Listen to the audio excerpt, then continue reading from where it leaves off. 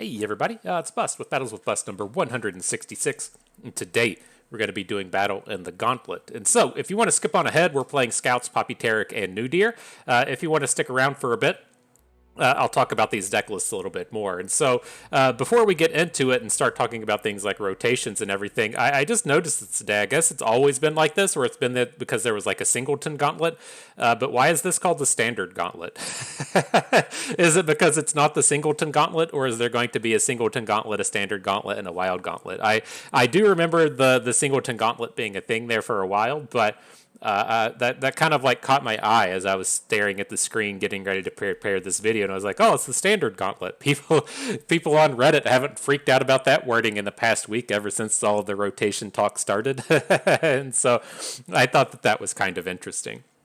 But no, to speak to our deck lists a little bit, we have found ourselves in this format to where it's getting back to what I've called the Sun Disk problem. And it's probably not proper to call it a problem, but there's a bunch of decks like the Sun Disk and Ezreal Kennen and all the Nora decks that just put a bunch of units on the board and then do something flashy to kill you on turn 9. And the way that you have to kind of combat these decks is either playing rallies, overwhelms, or elusives. And so we are bringing the novel concept. No one has done this before. This is the first time you will see this anywhere.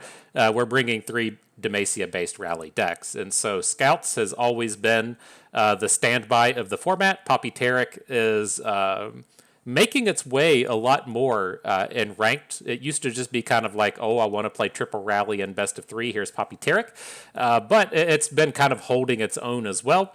And Nudyr is my kind of fuck you to the format, if you will, given that I don't want to like talk trash about the Lulu Poppy deck that's running around now with the Bandle City Mayors and the Weaponsmiths, and they all get the bonus from the Mayor. But at their core, all of these decks are the exact same thing. They're Petrocyte Broadwing decks. They board control early, and then they win with rallies. They're all exactly the same deck. What else you put into the deck is kind of inconsequential, and that's why we're coming out here with Freylord, right? If you want to take this Demacia base and play it with only Demacia, then cool, add Bard. If you want to do it with Bilgewater, you play Scouts. If you want to do it with Ionia, you play Zed or Bang Brothers, whatever you want to call it. If you want to do this with Bandle City, you can do it with Poppy. You can do it with Poppy Jarvan. Now they're doing it with Poppy Lulu. And it's all exactly the same deck across the board. It's just some of the details are a little bit different. And so, I'm not used to people doing it with Freylord, so fuck, let's just do it with Freylord, right? Because it's the exact same deck. It probably shouldn't make any difference. And so that's where Nudyr's coming in. I'm not completely up on the Nudyr thing. I did see Lil Nas X being somehow and sponsorship isn't the right word, spokesman isn't the right word, but doing some kind of advertising thing with League of Legends.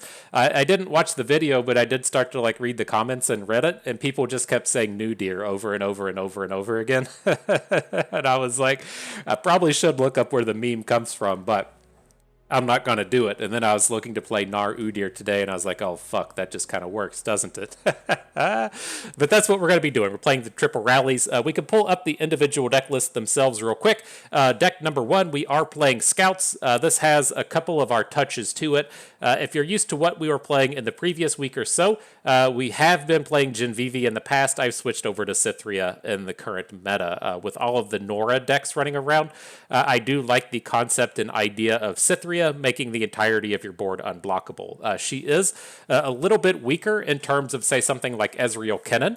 Like Ezreal Kennen, just bouncing a 6-drop or stunning a 6-drop doesn't feel very good, but it's something that they have to do before combat, and I think Cythria is going to pay some dividends this weekend. Otherwise, the differences between your standard Scouts decks, we aren't really geared up to beat Pirates. I'm more than happy to just ban it. And so we're only playing 2 copies of Mirai Warden, 0 copies of the Island Navigator, and in that space we're now playing Piltover Castaway. This is the new addition to this deck. When we have the 2 attune units with both the Castaway and the Zap Sprayfin, that makes it a little bit easier for us to have this heavier spells package, and that's where we're going to have the 2 copies of Riptide Sermon along with the more classic Inspiring Light. And so a more spell-heavy version of Scouts, and we're playing with the Cithrias instead of Genvivis now.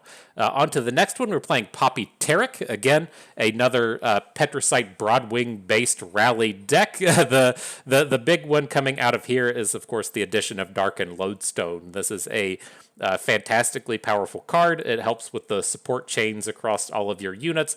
And then this 8 mana Harazi is a fantastic game closer. So we have a really good plays well early, plays well late kind of card. Up in the early game space, playing the Saga Seeker over the Ibex, this lets us have a fantastic target for things like Darken Lodestone and some of these other targetable spells. A nice addition to the deck that the Lodestone really allows.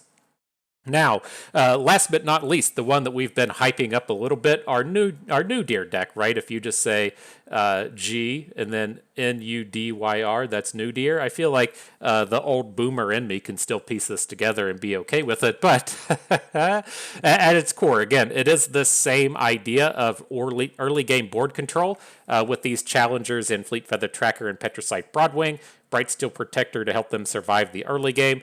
And then we have a lot of unit boosting in both the Omen Hawk and the Durandi Sculptor. The mid to late game we're looking to play is through the strikes. And so we have strike advantages with Gnar, strike advantages with Udyr. Getting to use those multiple times with the likes of rallies is quite good. Some of the other sweet synergies you get out of decks like this are putting the 0-2 regenerate stance swap onto your Broadwings, or using the stance swaps to pass out Overwhelms, and then using those Overwhelms to attack multiple times. Last but not least, you do have to remember that you can AoE with the stance swaps, and that becomes quite relevant as there's a lot of 1 health units coming out of the likes of the Nora decks. And so, again, at its core, this is a Petricite Broadwing deck with a bunch of rallies in it. In the Freylord side, though, we're looking to take advantage of these strikes from Gnar and Udyr. I will call out, I guess we are playing Cithria in this one as well for the same ideas. I think this is a strong card against Nora. It's going to give us a little bit more power against a wide board than we would be getting from the likes of Genevieve. And so, that's it. That's our lineup for the week. Let's go ahead and jump on into battle. First I Freylord, then I rally. First I rally, then I rally. And first I scout, then I rally. Got them all lined up. Let's head on in. All right. Good stuff. A fresh opponent has been found. I'm not too worried about Zoe Lulu. Not entirely certain what this is. I assume it's some kind of either A, elusives, or B, a Zoe build around to where they're trying to flip the Zoe quickly and then play like an elusive lifesteal. I'm okay to play against this. We tend to handle that very well with challengers. Same thing over here with Action Kane. Their interactivity isn't very good. We tend to be able to get wide boards on them, and they don't handle our unit boosting particularly well. I'm okay to keep that one up. Nasus Kindred is the one that I want to spike out. It's not a horrifically bad matchup for anything that we're going to be bringing, but the removal packages within that deck can give us some fits. The larger sized units in that deck can also give us some fits. We don't really want to be facing a tall board with a lot of what we're doing. And so, I assume this is what we're going to be seeing in all of our matches. Everyone is going to allow Nudyr through, and I'm going to play it first every time. This is what I assume is going to be the most inconsistent and the weakest of our 3 decks, and so if we have to play a deck twice, I want it to be this one. Alright, and with the tracker, so it's a little unfortunate not having a 2-drop here. I'm not quite interested in blocking down the Treasure Seeker. I feel like we could do a little bit better, especially if we pick up an early play. There we go. I will trade now, if this is what it takes for us to attack with the Durandi Sculptor. Like, we can't hold on to the next attack and get the Protege onto the Fleet Feather, then the Fleet Feather can take down a 2-power unit, but if he makes another play here, then we'll have to reconsider or maybe pass. If he just sends it back or does something like this, I'm fine to pass for a turn. Must be nice living off stolen coin. Slightly awkward now.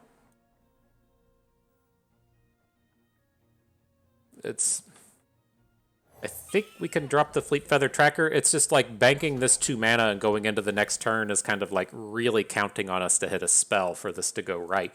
I think it's like, I'm unhappy with our last turn now. It's like if we were just going to come in and block this dude, then we should have just hit it in the previous turn. But it's a little bit more painful. I think this is fine. We'll take the trade. He's probably just going to re-equip on the Vagabond. Which is fine. We can't take it down either way. I was kind of happy that we would be able to put the protege onto the bird and then at least have the bird survive this hook, but doesn't look like it's going to roll out like that. And a bright steel. Okay. I think I want to save this for next turn. Like, the way that this is going to start sequencing now is we do get to play Udyr next turn and then still have 3 mana banked up so we can drop a stance swap at some point if we want. I'm kind of interested in having Udyr be barriered once he gets to come in and make his attack. Let's just do this. I think we're okay with this turn. If at the end of the day all we do is take down the Dark Enthrall. Like, we'll see if he wants to trade for our Durandi protege. But I think like I'm quite happy with this. And then not letting him come in and play combat tricks or something. We'll get there. We're building up to it. Gotta find a gift for an action, right, Arda?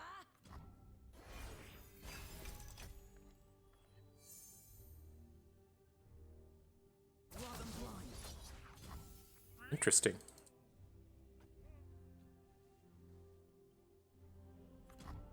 Got this cat trying to hang out. Come on, bud.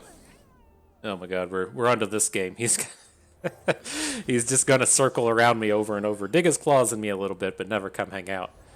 Pretty standard in terms of our videos. Come on, bud. All right, there's a Broadwing. I'm kind of looking at this now as we can play Broadwing, we can play Bright Steel, get in an attack, and then just rally and have a stance swap post-rally. I think this is going to be quite strong. I'm not like entirely certain what these Action Cane decks play, because it's not a deck that I frequent, but I think that we're going to get some pretty powerful turns here. God, here he is. Here's Cat. He says, "What up, everybody?" Trying to snack on Bus Red Bull a little bit. Just a little bit. All right, so it looks like our biggest problem on this board is going to be the Vagabond. Let's do one of these. We'll get this in. If he wants to trade for the Bright Steel, I think I'm okay with it, but we're like pretty far away from lethal. Did we? I think this is probably fine. If he wants to trade a Merciless Hunter for a Durand protege, I think I'm okay with it. Oh my gosh, come on, bud. You gotta get out of here. Quicksand is pretty good.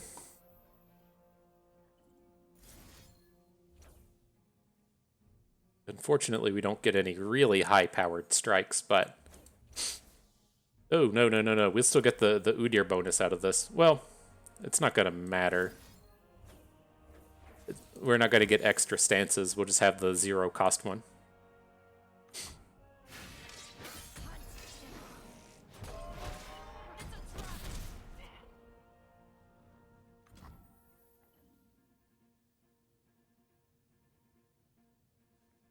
Want to go ahead and drop it. It's tough. We need him to be protected. He's kind of like all we really have going for us now. So we could look to give him +2/+2, but we don't have the barrier rally, right? We just have the relentless pursuit. And so I feel like Udyr's going to be getting into combat and taking some damage. We need him to just be a little bit protected for a turn, especially when he's got the the vulnerable put on him.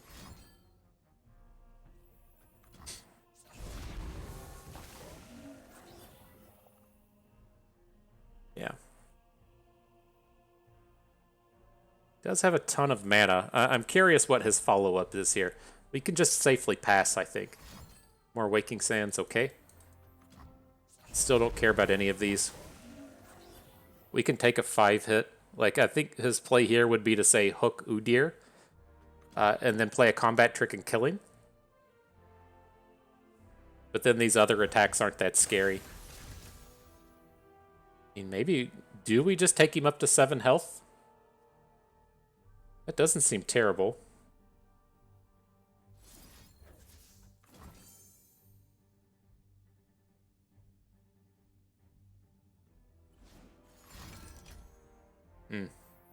Okay.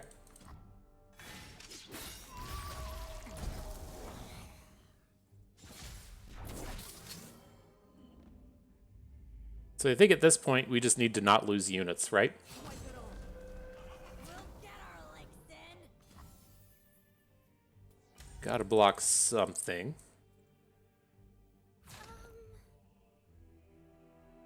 Right, we need to be getting the bonuses out of Cythria next turn. We can come in and still take down this Dark Enthrall.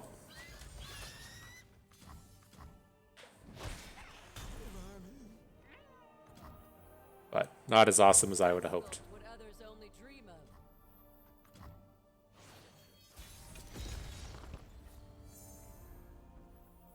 Welcome to the party, Gnar. I mean, we could go Gnar. If we're not going to lethal with Cythria, it would be kind of nice, but I think we probably need to use the Fleet Feather Tracker to take down the Vagabond. I'd like to keep his board a little light if we can, since he's just hanging out with the Bloodletters.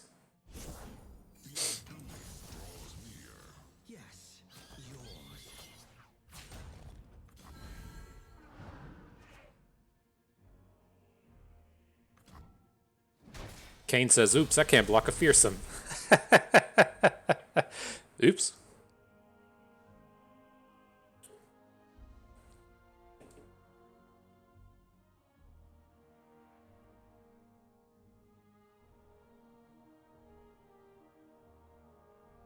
But yeah, I'm not particularly happy with how we played this one. I think we could have done that early game a little bit better. I think we should have just been a little bit more aggressive in what we were doing. That was we were being a little soft.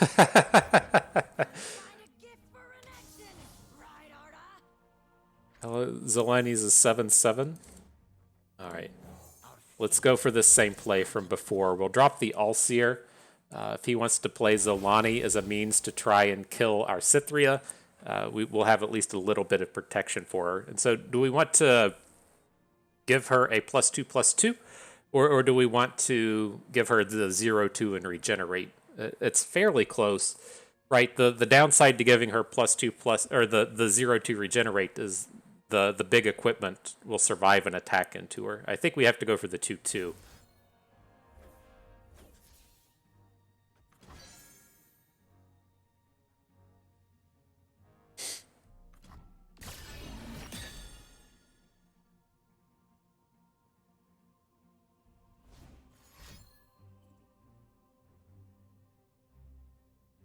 Interesting. Was that Zolani? Like, it looked like he moved a card to the... I thought he had one in his hand. It looked like he moved one forward, and then when it went back to his hand, the card went to being face down. Interesting.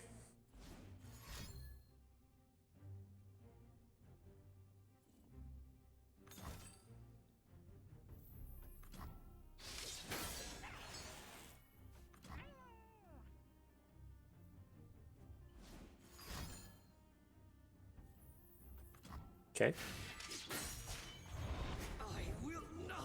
So Kane's pretty powerful now. He's going to go back to hand. And then he can come down to the big side.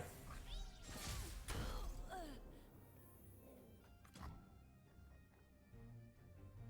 child is gone. The killer remains. Okay. That's right. Run! He can at least block now, am I right? Oh, are we just dead to the Merciless Hunter? Fuck. I didn't... That one was completely off my radar. All right, GG. Well played, my dude. But yeah, I think we definitely should have been a little bit more aggressive in the early game. I don't like that when we decided to not attack with our Fleet Feather trackers and our tutus. That was a little sloppy. So, not entirely happy with that.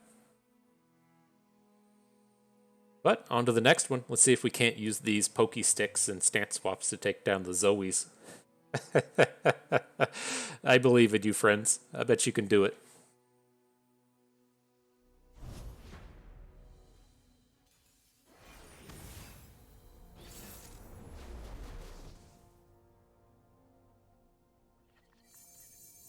Right. So we'll hang on to the bird.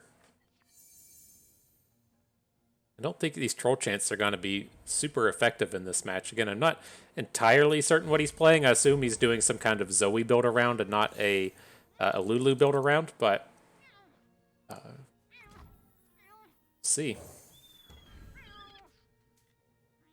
There is some argument to not play the Omen Hawk here. If opponent is going to say, I think we just have to open. It's like one of the big troll chant lines would be a 2-drop into a 2-drop into a troll chant. But if we play the Omen Hawk on turn 1, we can't pull that off. I think it's still just going to be fine here. We should ideally just be getting a decent curve and then being able to troll chant a little bit in the future. But we'll see. And then I really wanted to play the Durand Sculptor. I'm just not entirely certain what their unit package is going to look like. But if we play the Sculptor and then he just plays a random like 2/2 and we can't attack with anything, I'm not going to be particularly happy with the turn.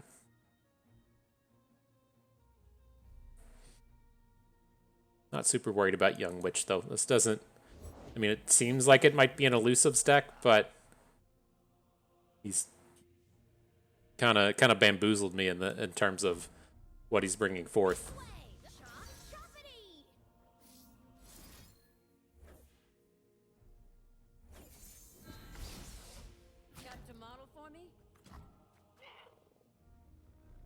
See if we can start off nicely here. Good job, squad.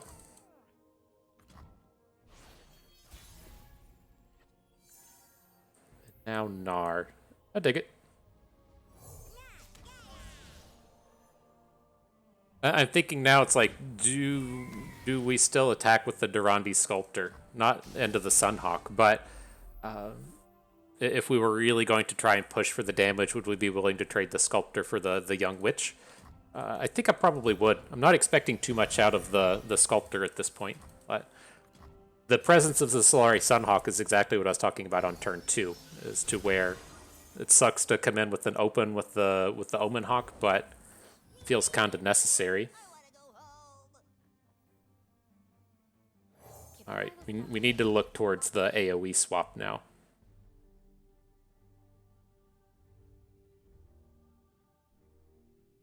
We might have just forced him into attacking a little bit faster than he wants to. Maybe not.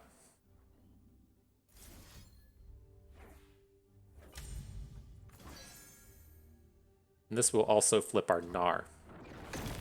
Does 1 to everything, so you get the Gnar flip on the next turn.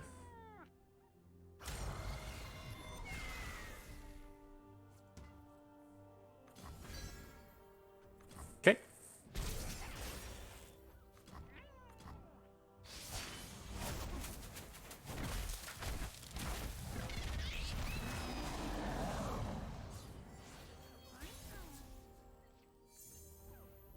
Alright, so how are we going to go about this? I think we most certainly want to be playing a Relentless Pursuit this turn. I want to get the double attack in with Gnar, and so I'm going to go ahead and drop the barrier onto the Sculptor. We do get free hooks into the Sparklefly, which the Sculptor hook to Sparklefly would be okay. And then we'll try and double attack with the Gnar. He can have stuns and recalls and shit, but that's the idea we want, right? we want Gnar out here and battling hard.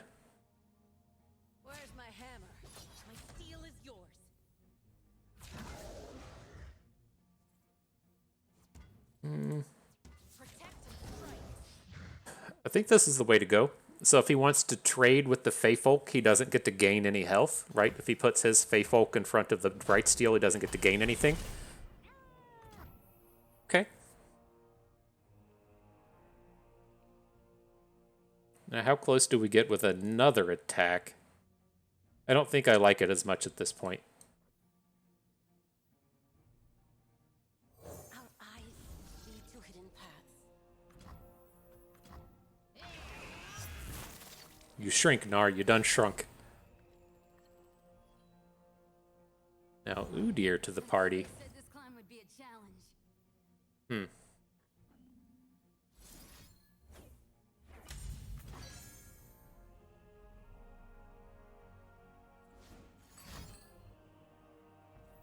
Okay. It's not the end of the world having this attack come in, but ideally we would have stopped the support and all the stats that come along with it. Everyone okay? No. So he's going to gain 1,000,000 health. Nothing we can do about that.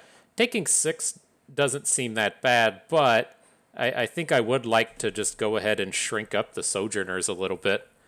What happens if we follow up with Udyr, though? I don't think we'll get a good attack this round. Like, this doesn't feel like a good Relentless Pursuit turn. No closer.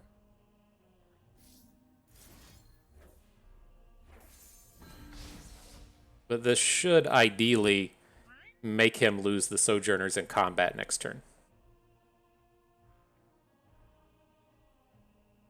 So, right, we did the damage to face. Our Gnar is going to flip again. We're going to get a... the Gnar thing, whatever it's called, is going to land on the Feyfolk. So we should be able to quick attack challenge it down with a starting hit. And then get to follow up in here with it. Oh, did we not deal damage to his face? Oh. Well, that's less awesome than I thought. I thought that was going to be way cooler. My shield is yours. Alright, I think we're still fine.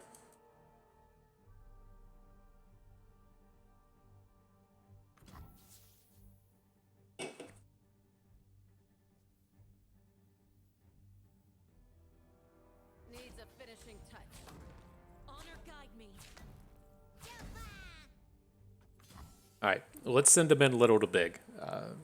He's going to out-heal anything that we bring, but with an attack like this, if he wants to, say, take 6 and then block the Bright Steel with the Tasty Feyfolk, I think that's okay. We're going to get the 0-cost stance after this attack, and so we can clear the Feyfolk after the attack. The stance will cost 0 because of Udyr. Just full clear his board if we want. Nothing wrong with that.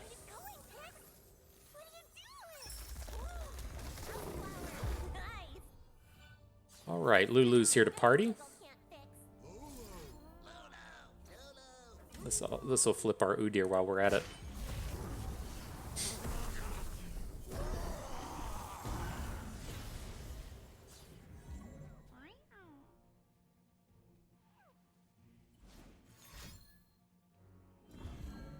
Interesting. He barriers Esmuth. Is he just going for an elusive kill?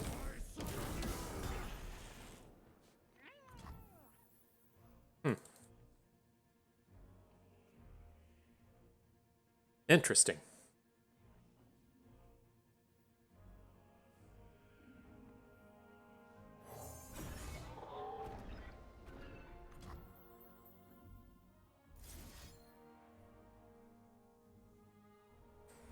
Alright, so I'm taking the Vulpine Wanderer up to 3 power so that all of our units now take down Lulu. Ideally, I feel like we might need this Pokey Stick in combat, but ideally we'll just have it from free from this point forward.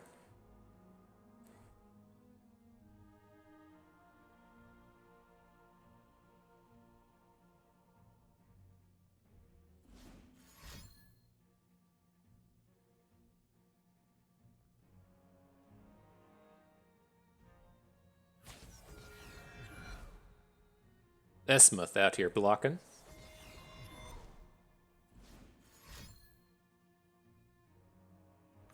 Got one card. Final one. Sure.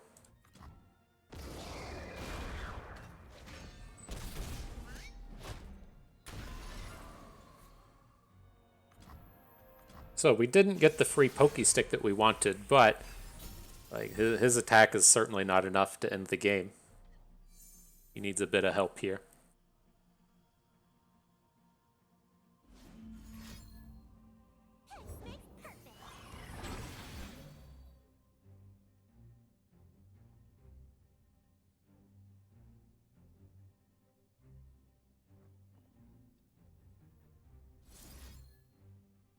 So where are we at? Let's do one to everything again. So I think he'll get to attack with... he'll get to attack with his Sojourners, but it's not going to be nearly as good. We can still pokey stick in the middle of combat. He's going to have to make a decision. So he's just going for the elusives? Sure.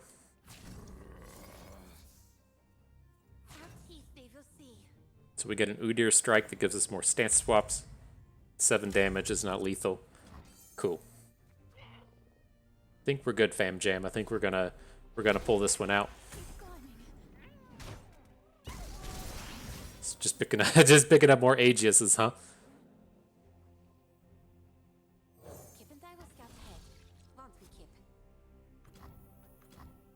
Alright, I'm just gonna open and hook the Sparkle Fly way out to the right.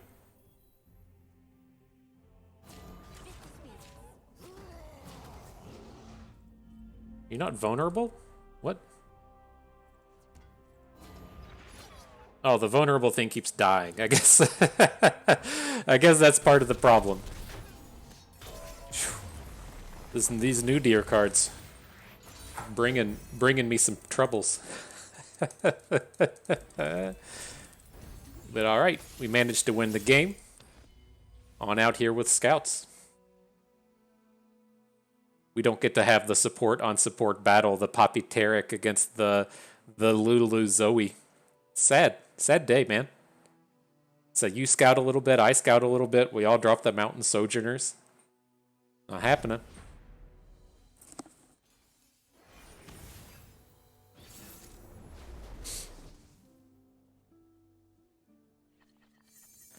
All right, so I definitely want to hang on to some of this early stuff here. The Ranger's Resolve is the one that's kind of questionable to me, but I do like the idea of getting a couple of consecutive hooks and surviving both of them. And so I think I'm going to hang on to that.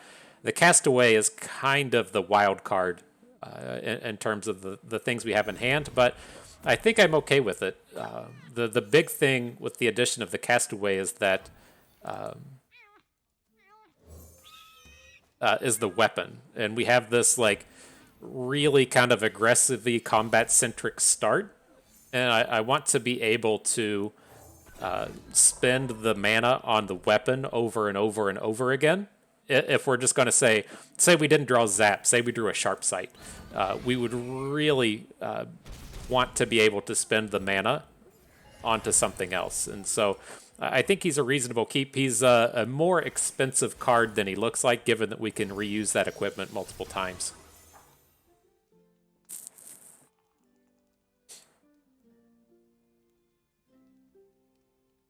Now we're just curving like a boss. This is the real weakness to these support decks, that support is only useful half of the game, right? It's only useful when you're attacking, otherwise it doesn't do anything. And so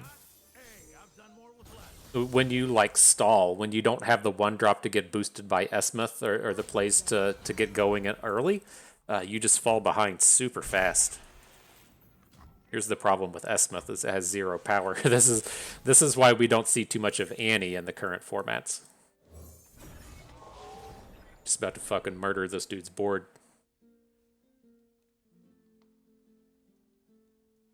Hey, my name's Bust. I'm here to murder boards. It's what we do. Having a nice little Friday out here. You're covered.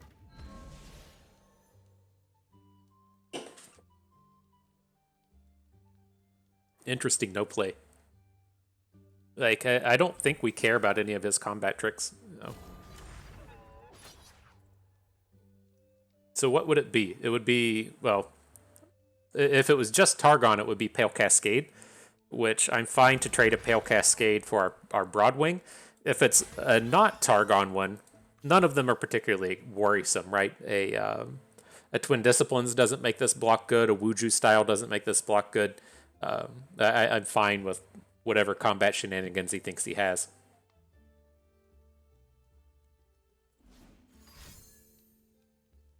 Okay.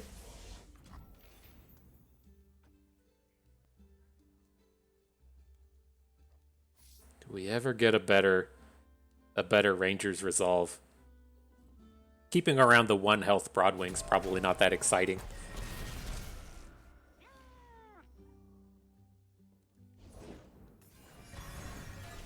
Okay.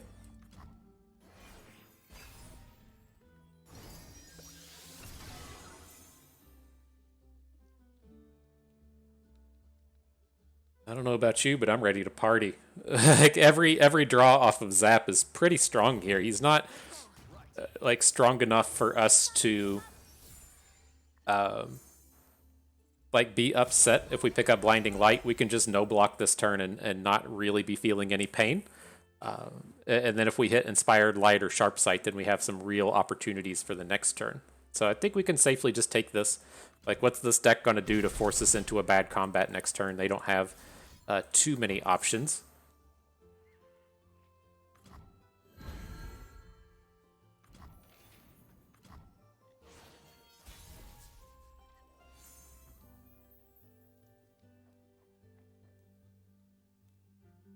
Okay.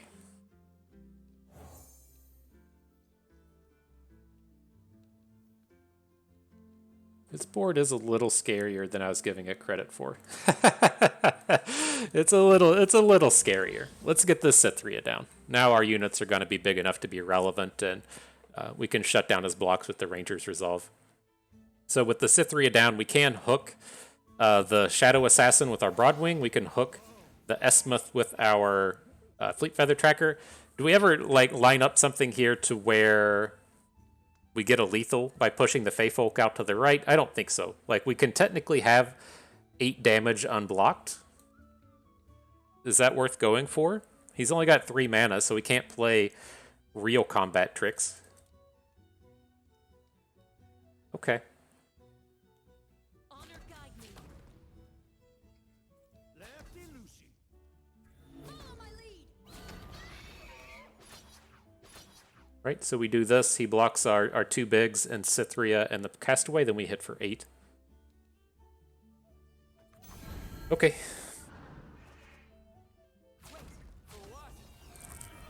That's a lethal. I did it. Finger mathed it. Looky there. You all thought I couldn't do it. You thought I couldn't do basic mathematics.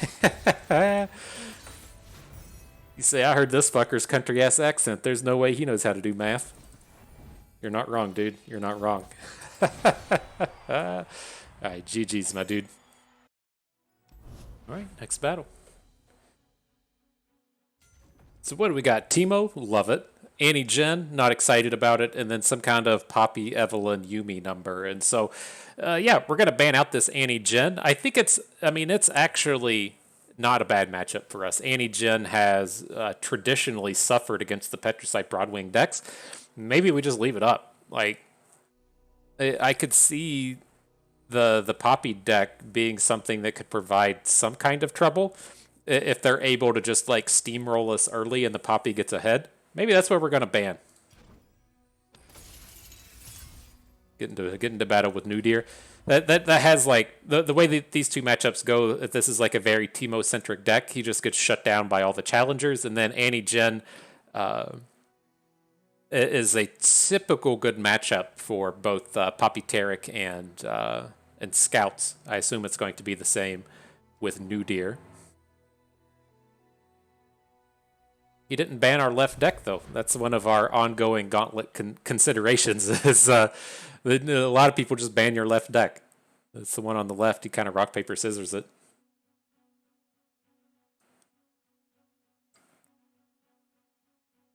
I think I read some kind of book on rock, paper, scissors. I don't remember what it was. It may or may not have been scientific. I don't know. And it's been a decade since fuck is this? It's been a decade since I've read it, but it's something like, you know, you should be 33% to throw any of the rock, papers, or scissors, but people are like something like 50% likely to throw rock. And so you should technically just throw paper every time. I could be completely misremembering that, but I'm pretty confident that that was a thing. Oh, this is not the hand you're looking for against Teemo. The saving grace is the Vulpine Wanderer being able to generate a stance swap. This is not how I was envisioning this matchup. Comes down to it, we can drop Troll Chance onto Teemo next turn, and so we can stop his attack. Troll Chance particularly good here since we can get a block on the Puffcat Pup and preserve our health, but not the start I was hoping for. Fuck is this? Putting puff caps on things? Sure.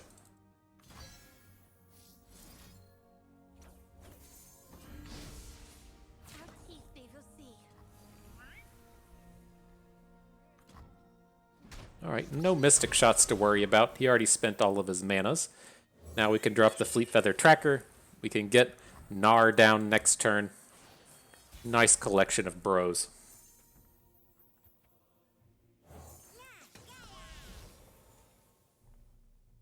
Our sacrificial Fleet Feather Tracker, ready to do the Lord's work. Whoa! The fuck? That's a problem. Are we okay with just letting this Teemo hang out? Like, we can hook the Chump Wump out of combat. I think this is good. Like, he just can't block with Teemo, right? I guess if you have a second copy in your hand, you can consider it. But now, we have all the tools one could need to shut this board down.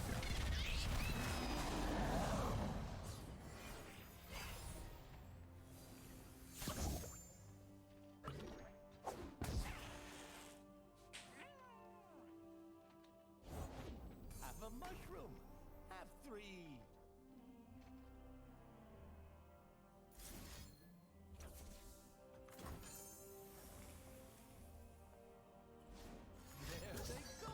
There he goes, getting that flipped Teemo.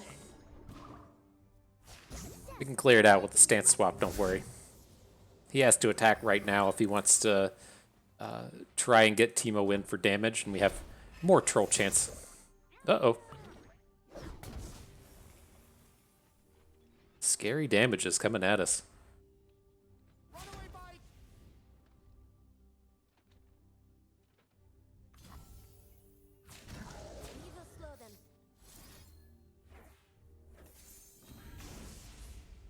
Okay. That leaves us with a pretty decent board, right?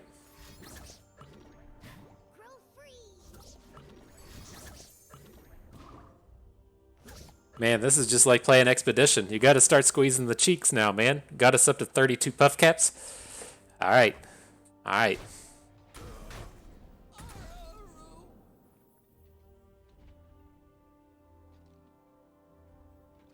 Thinking if we want to deliver on this Omen Hawk. I think it's fine. Like, we're going to play All-Seer next turn and then get a free stance swap. And we'll use that stance swap to deal damage to everything. Holy fuck, we got hit for 5? Oh, man. Got to emote on that one. An old hawk brings omen, a ghost brings me. Well, let's see what we can do. We have to start doing something with our 4 rallies in hand. So, let's see what we can do with that.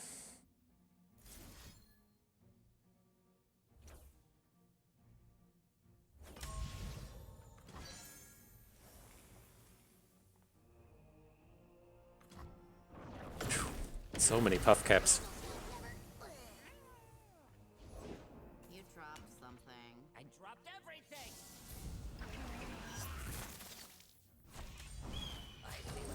We should mathematically not be taking puff cap damage for a while, right? Since we since we took the 5 hit there just a little bit earlier. I did some finger math. I think that's the way it works.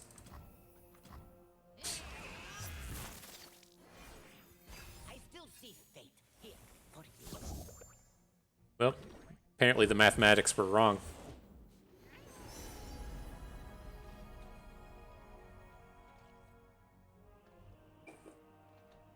Astounding curiosities lie ahead. No pokey sticks, please.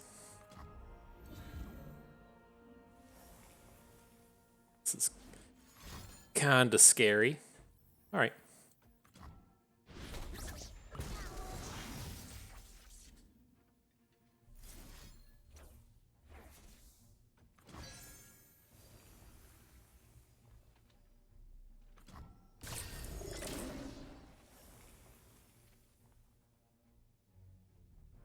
So if he has like a pokey stick or a mystic shot, this is going to be problematic. The idea with this is, right, we're going to attack for 14 overwhelm on the turn. Just take that. Fall to 4. Ew. Uh-oh. Okay, Mushroom Cloud's fine. What's this other thing, though? Draw 2. Alright, if we survive it, we're good. Squeeze them. Squeeze them cheeks. 2, fuck. Okay. I hope you all did the appropriate squeezes there.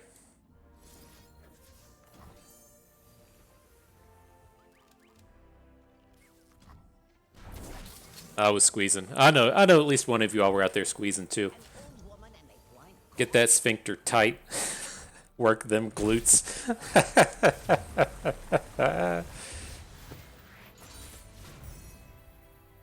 If you youngsters out there need some life advice from an old man, here you have it. It's called never trust a fart, okay? Never trust a fart. That meaning, as you get older, you're gonna fart at some point, and you don't think a poop's gonna come out, and it's gonna come out. So you just don't trust them. Go ahead and get it in your head early. It's never going to happen in an opportune time either. You're going to be at a fancy dinner with your mom. Say, I can just lift a cheek up. Let this one slide out a little bit. Nope. On a hot date with the new significant other, sneak one out. Nope.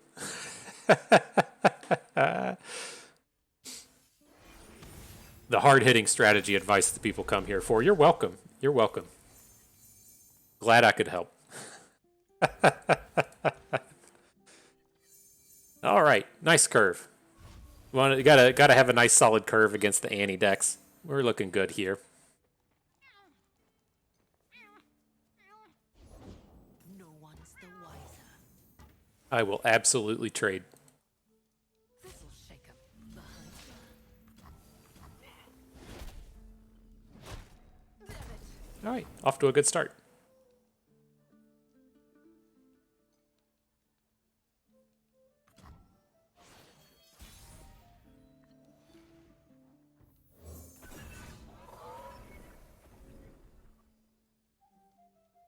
Is there? I was gonna say, we'll see if he plays a card. But I was thinking to myself, if he doesn't play anything, do we ever just not attack and pass?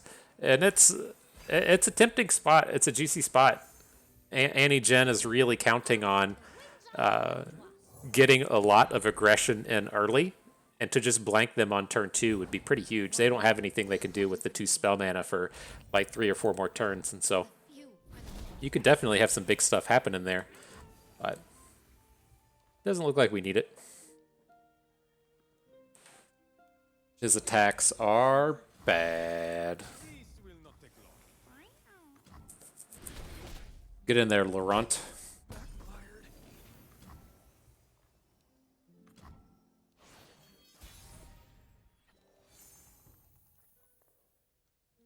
Downside with the Broadwing here is we can't give it Challenger, but I think that's still got to be fine, right? We have so many. We have the other 2 Challengers. That should probably be all we need. A little puncture and a lot of pain. Get him. Okay. We're going to put the Lodestone onto Protege just to make sure we have a 3-power blocker for next turn. We're going to hook in the Crackshot Corsair. And so I don't suspect he's capable of blocking here, but you know, what else is he doing with Spellslinger now? So, all right, I think we're good. This one should be pretty locked and loaded.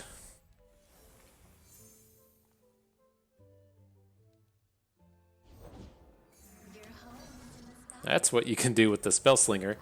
But again, he drops a Fearsome. We have one of our own. Feels kind of nice.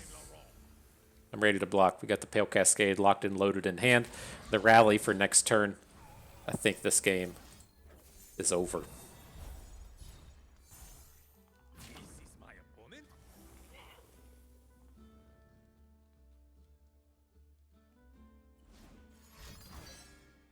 Okay. His Udyr still dies.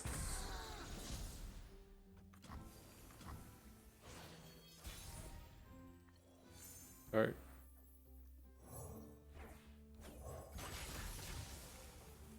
Same deal. We got our Fearsome blocker ready. These both have Challenger now. It's really tough to see.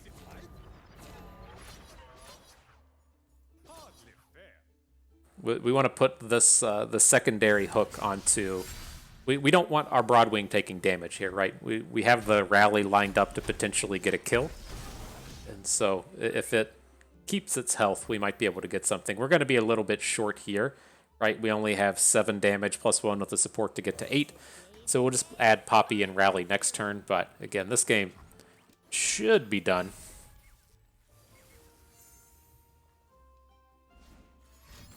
Uh-oh, dropping Decimates. Too bad there's no way to deal 6 damage with 4 mana. All right. Rocked him and rolled him. You'll get me next time.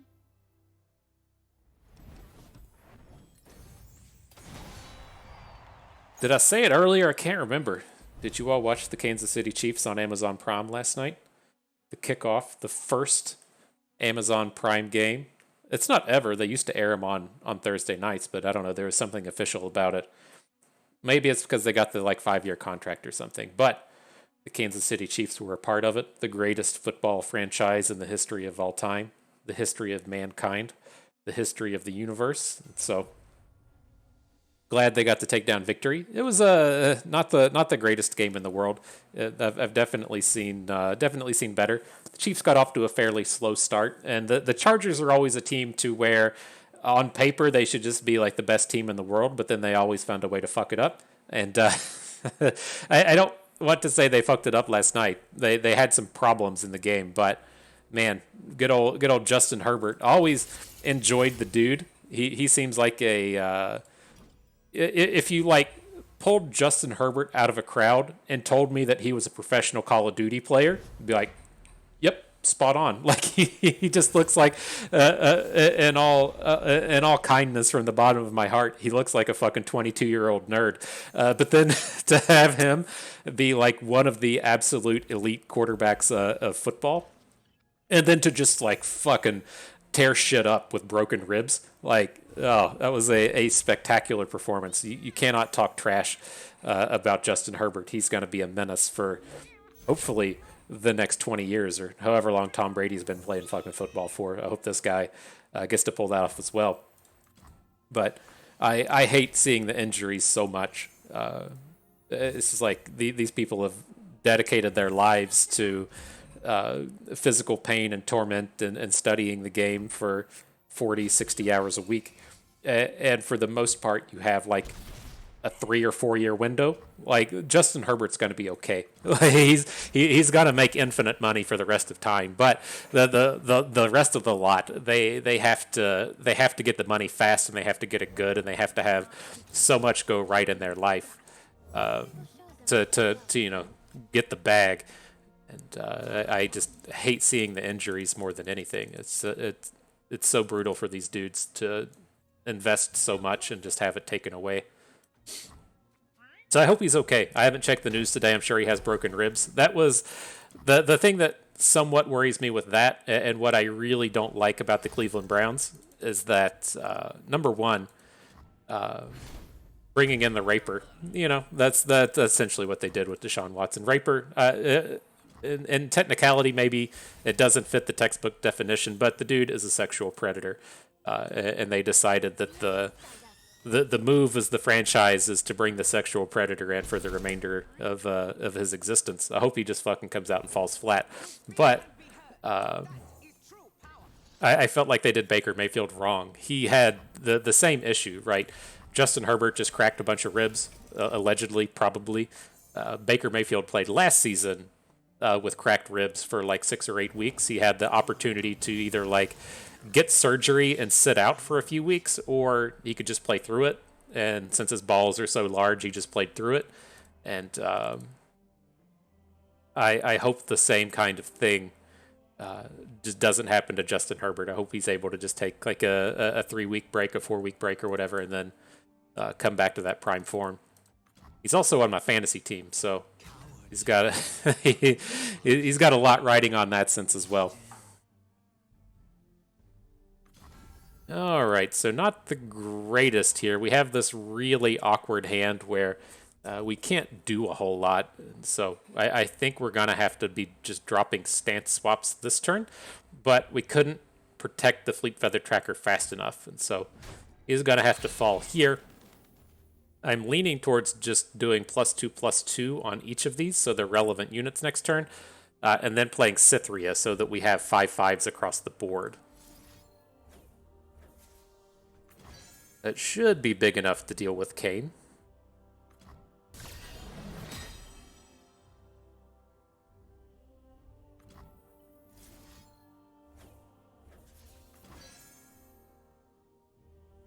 We shall see, I guess.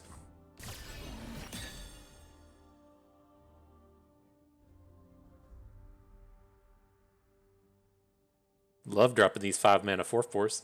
Feels pretty good. Feels pretty good. Soldiers to me.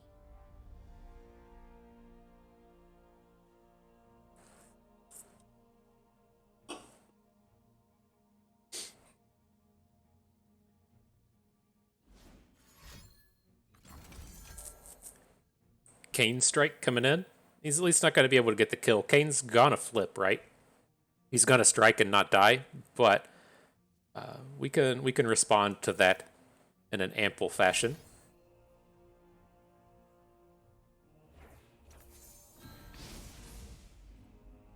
So his dumb spell goes off.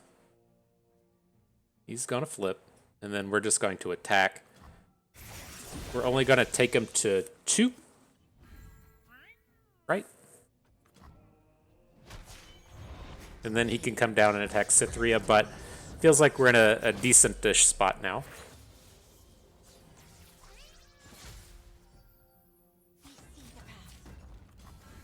Whoa, why'd you get stats?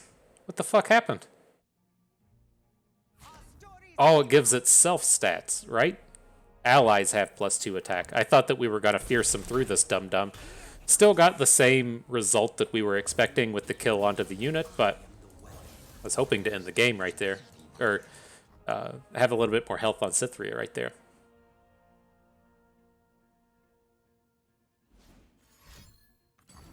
Kane strike as well. Yeah.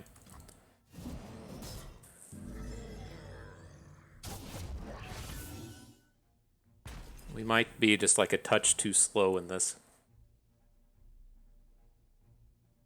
It's going to depend on what his strikes look like. Right, we have the rally to potentially get a kill, but oh fuck, I forgot the Kane kills stuff and heals.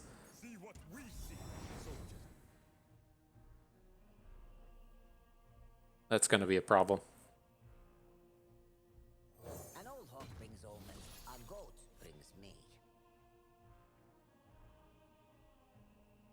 Yeah, I don't think we're going to be able to finish through Dum Dum here.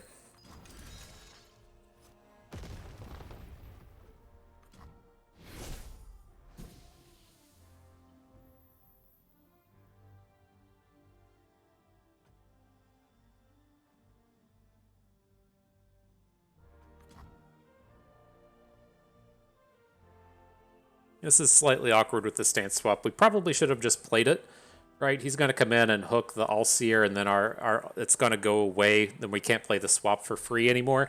I was trying to envision where we put it on this board. It's like, I guess we just put it on one of these Vulpine Wanderers. We at least have the chance to do it now. And that was lucky for us that he drew action instead of drawing more Canes.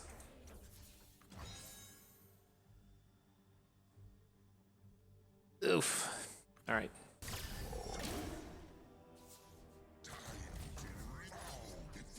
Well, he leaves our elusive or our fearsome at home, so we have some potential to do stuff next turn, right? The Cane will heal all the way back up to full, so we're not gonna get like lethals directly through him.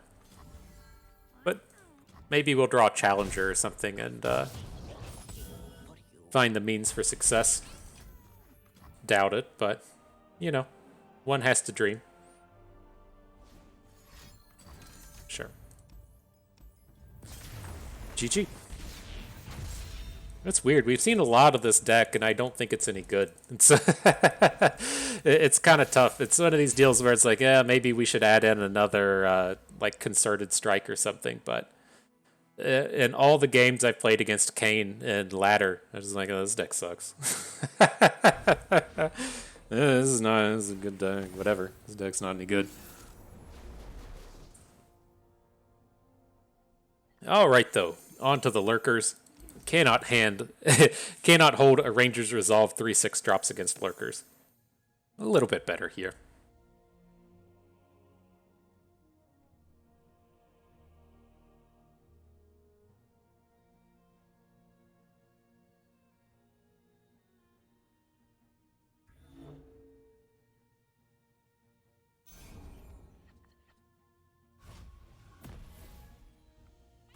We got another cat ready to hang out.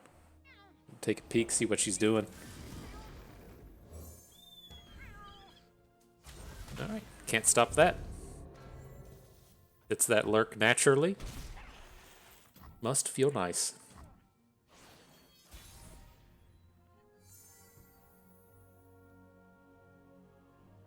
It's interesting with the Fleet Feather Tracker in that we have to draw like a 1 or a 2 drop next turn if we want to give it Challenger. But I don't think I'm quite ready to just trade it for a Sharkling. So let's throw in the Wanderer, see what happens. This is actually a fairly tempting attack with both, since we might get a good stance swap next turn. It should be really obvious. Oh, dude's about to stance swap me if I block with my Sharkling. But, you know, we might get it. Might see it. If that kind of forces him into open attacking with one of these naked needing to hit a lurk, I think that's fine. Oh, wow, he throws away his fearsome. Did not expect that.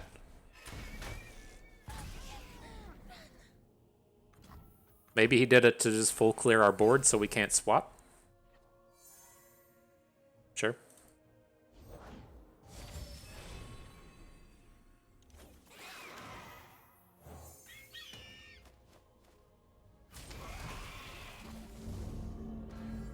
Cannot block fast enough. Ooh, Rek'Sai on top.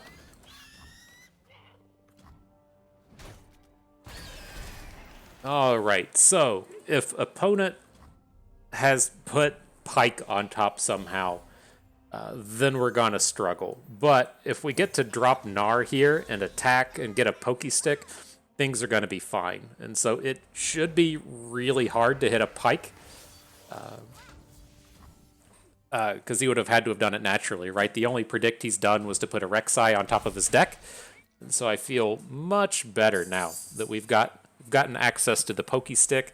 If we want, we can say like stance swap and Pokey Stick at the same time.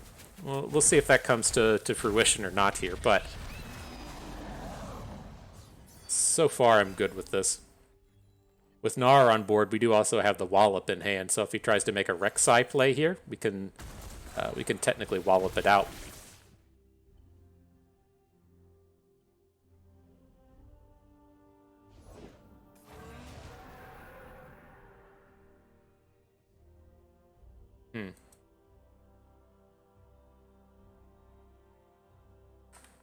I'm leaning here to just putting +2/+2 onto Gnar. We'll take the hit from the hammer snout, and then we get a shutdown on the Under Titan. Unless he did call the pack, right? I guess he would want to call the pack. What's her name to the top of the deck, and so this is probably going to be a +2 health Under Titan. Does have the hooks into Gnar right now, though. I'm leaning towards just playing a cheap unit. Okay.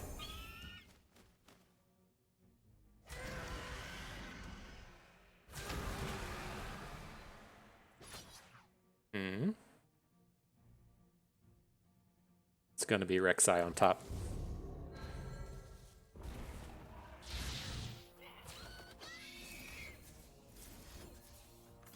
Okay.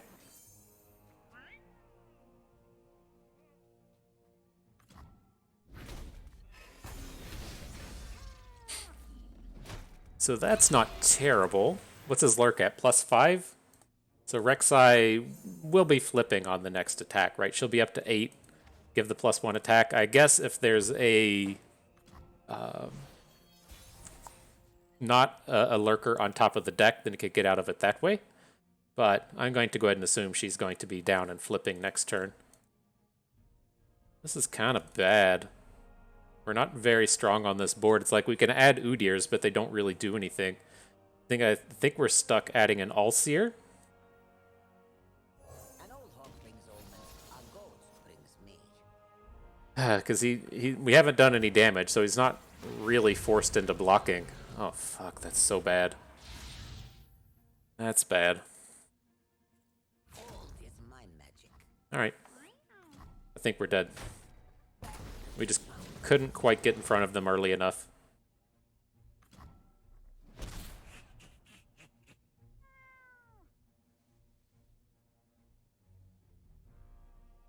Yeah,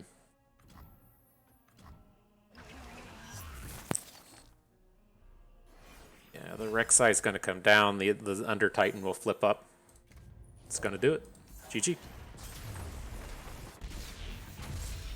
Poor Nudyr. Sad day for you all. The Lurkers matchup, though, that's another one that's kind of like anti-gen, to where it tends to be a good matchup, but they certainly have the tools to get out in front of you and beat you. All right, here's one that's on the scarier end of the spectrum. This lineup should annihilate what we're doing. He does have this like Freylord thing in the middle, which I'm not sure what it is, but decks like concurrent timelines just smash absolutely everything that we're trying to do. And so we're going to have to ban the timelines, go against the double Shadow Isles decks. They aren't like horrifically bad, but I would prefer to just be like not playing against Shadow Isles. This guy's pretty heavily having an anti-Scouts lineup. Scouts is fine against Nora, but I don't like how heavily they can tune their matchups like when we're out here in best of 3. But give it a shot. We'll try our best. Got to get some good usage out of these Rangers resolves.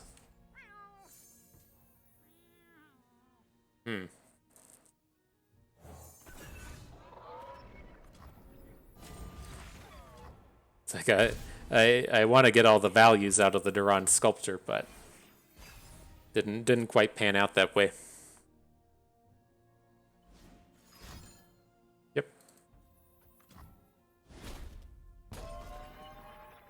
Every work demands a piece of our Nice top deck, bro.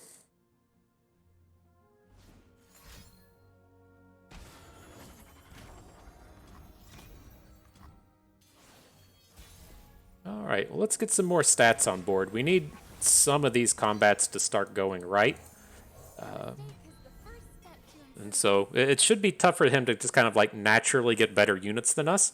This is a scary one to get on the board. Arena Bookie is one of the kind of dipshit cards that we have to run into in this magical RNG adventure. Hitting extra card draw with the Portals deck is quite strong, as one could imagine. Really surprised he's trying to put this dude into combat. That makes a little bit of sense, but you're usually pretty happy to have arena bookies just sitting on the board.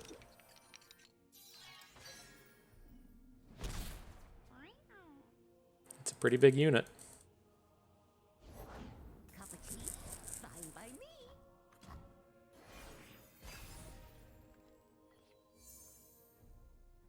All right, so he's gonna get some more portals in. Nothing we can do about the Donger. So let's add down Udyr.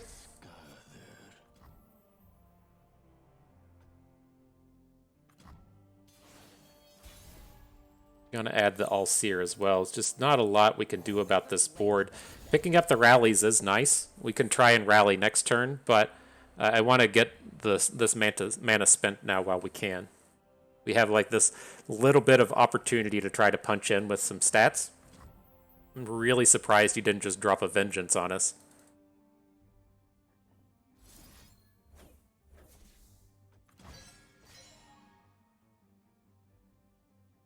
Let's spread the love out.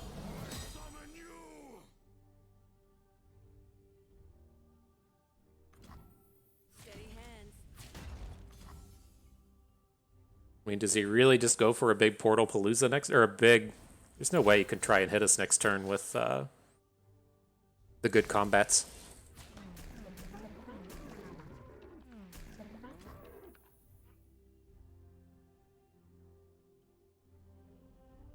We can't just give up on our unit, right? It's like... We lose out on the stance swap mana after this, though.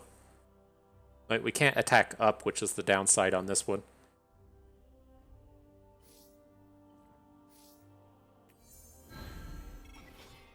Alright. We can still play the All-Seer for free next, or the stance swap for free next turn because we have the All-Seer. So this is looking like at least a better stance swap. He kinda needs to open with his units to do something here. So if we get to say Ranger's Resolve into stance swap.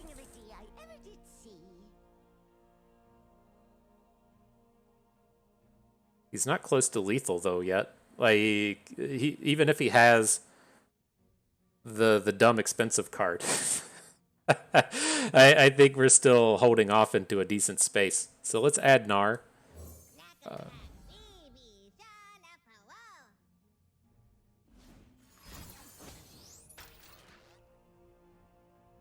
Okay. Ready enough for that.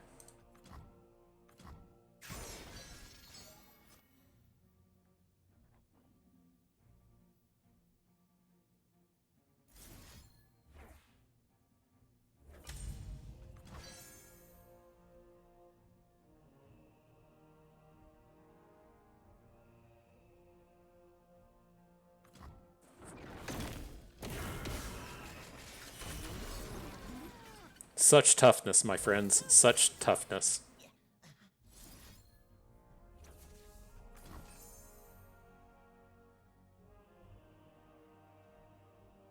Not gonna lie, these attacks look pretty decent now. Haunted Relic? Who plays this shit? Sure. Sure, I guess. Okay, as I was saying, you can really design your decks to and best of three to push down into some of these matchups. I was not expecting the old Haunted Relic to come in, but I guess that's what happens.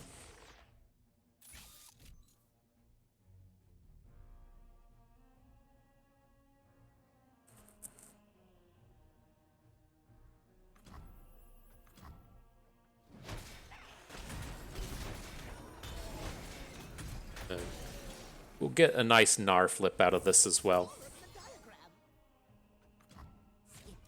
The thing for this next turn is we're going to want to Pokey Stick in combat. So, oh no, our flip Gnar is not going to give us any, bonuses.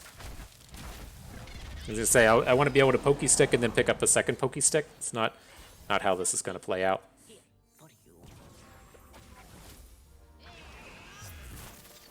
Not a bad unit, bro.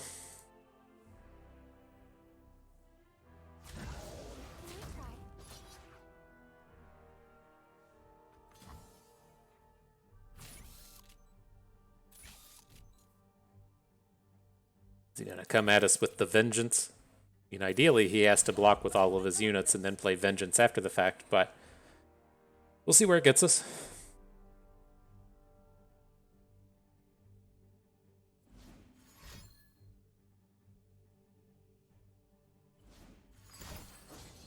Mm-hmm.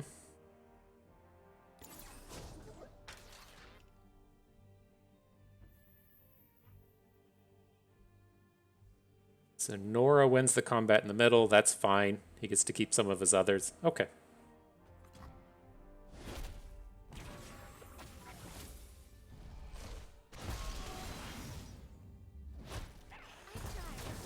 So our Gnar's going to come back to Gnar side. Oh, is he still flipped? Fuck. Well, maybe that... Well, it's not going to be for the best because we can't...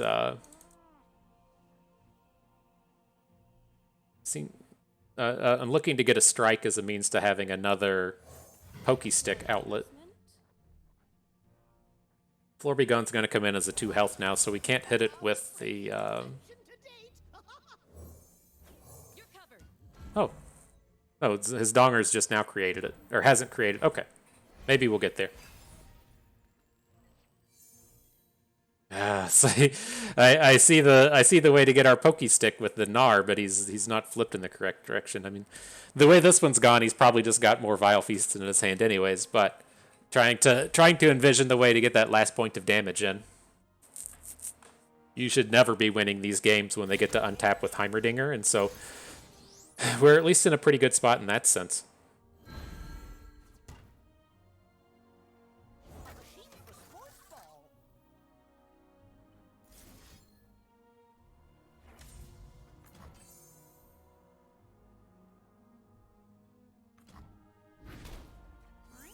Very well sequenced. You drop the card and then pull back the attack. Well done. Well done.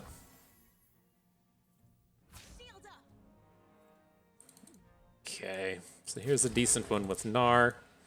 We're going to lose all of our units, but we do have Troll Chant, and we do have... so probably want to do it like this, so we can at least protect our Ulseer. It's not a card I'm like hyped about getting on the board, but it does give us some opportunity.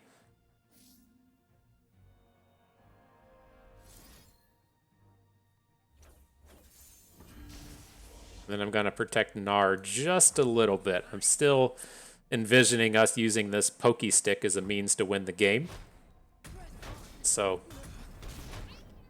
try our best.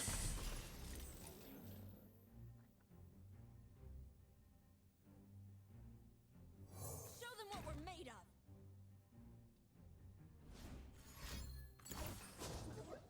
Yep. Of course, as they say. Of course. Alright, deck. Offer us up something good. Udyr. Well. That does give us an opportunity for an overwhelm. The spirits, the stars, again they bring us together. What wondrous discoveries await below.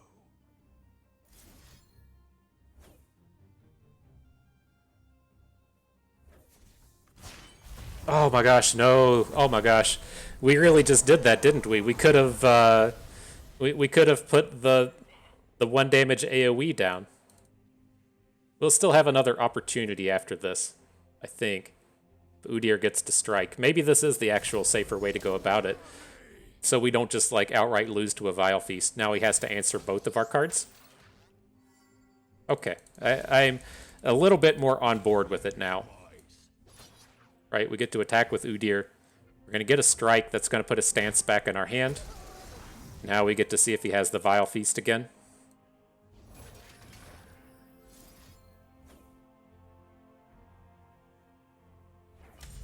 Just going to put it on this guy anyways. If he has the Vile Feast, we lose the game as it is. Yeah, good job. All right. So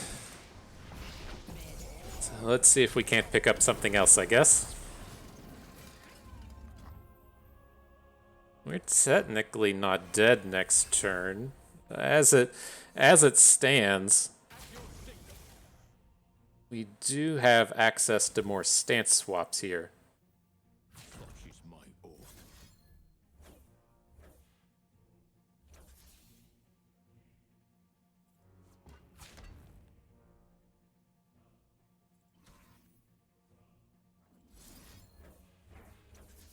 All right, Udyr, you strike first. This would get us a draw, right?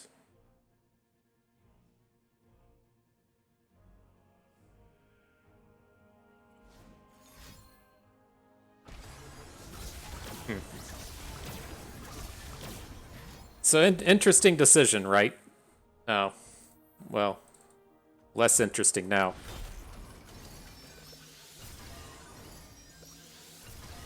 And say we have like some potential in this next turn. All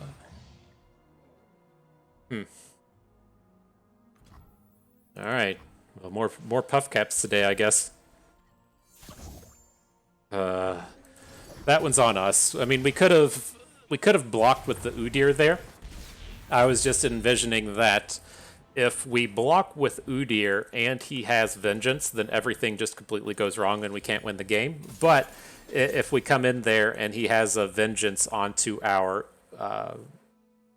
Udyr, then we haven't just like completely lost everything. We still have a decent block. Maybe that angle is wrong, but I felt like I know that if we block with Udyr, we should get a strike, and then we would have an opportunity for a second strike with the concerted strike. But it seemed like if we blocked with Udyr and he had the Vengeance, everything would just fall apart. But I think that was okay. I think it would have been fine there.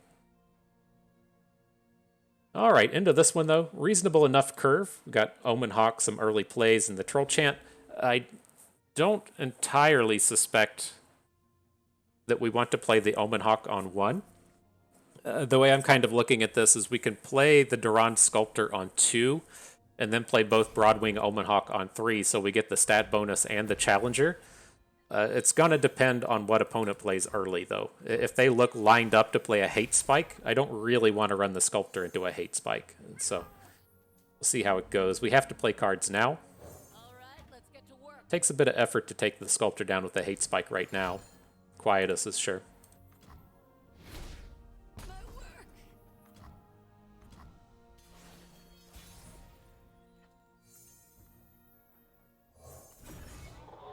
All right, Broadwing in. Little Bird in. We'll go for the damage now. See if he has a Vile Feast for the Havamals.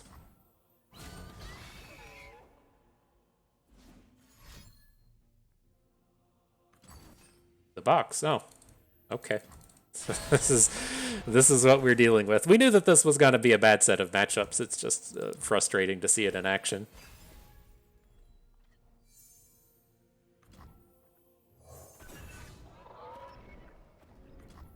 All right, well, let's play around a box this way, I guess. Maybe we'll draw a higher powered unit. Oh, there's the I have it all Vile Feast. I was expecting it last turn.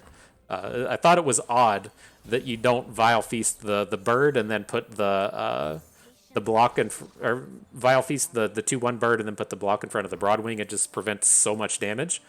But makes sense that the Have-It-Alls are in effect, and so makes sense.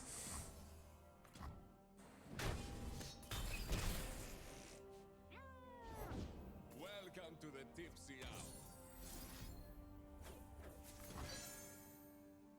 hour. All right, yeah, I don't really feel like we can win this one at this point. Going into turn 6 with the cards we have in hand, we don't have a ton of top end in this deck. It's going to be a struggle. What do we think the chances are that we play this bird into a Ruination? I don't think we have a choice. Like, I think this is probably enough board to not add anything more, but we just have to risk the Ruination here.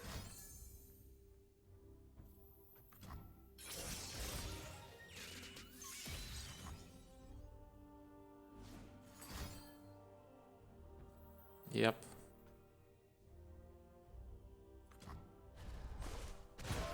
Oh, can you all help me make some more sad noises with this game? This is going brutally.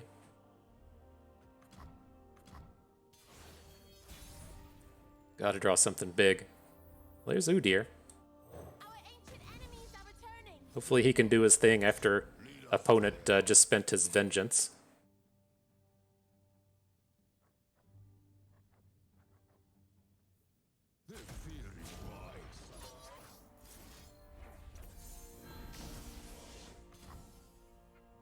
Alright, Bear Bro. Let's try and get those damages in. Sure.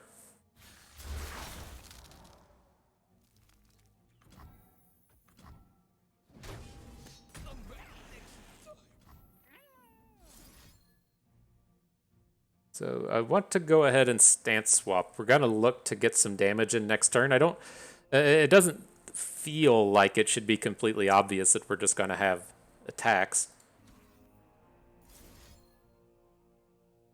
Maybe we just put the +2/+2 on our small unit here. Right, he's gonna pick up harsh winds. That's the way the catalog works. But it's very easy to tap out of harsh winds mana.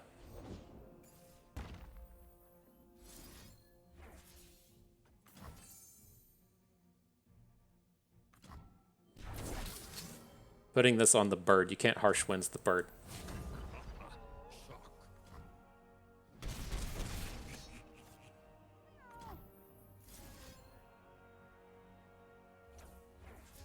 They're actually going to give it the +2/+2, since that'll play around things like Quietus.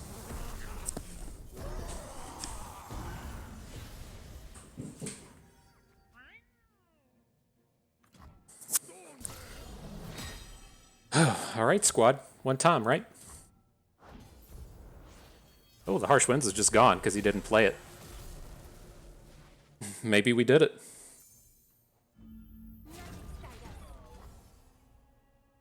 Let's see how we can get upset about this game now. Let's take a peek, a little lookaroo at how this can go wrong. Okay, take him to 1.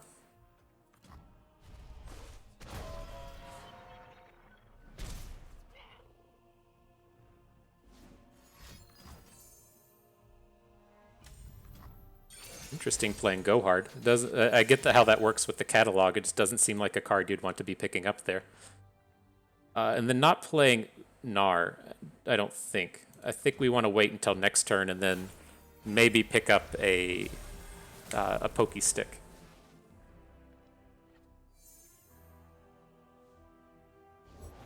I pull the strings.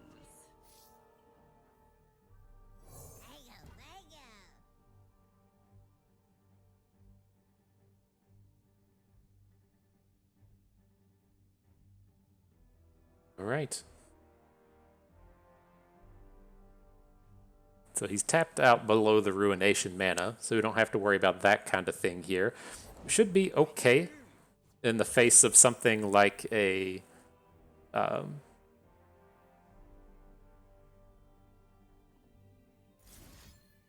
on.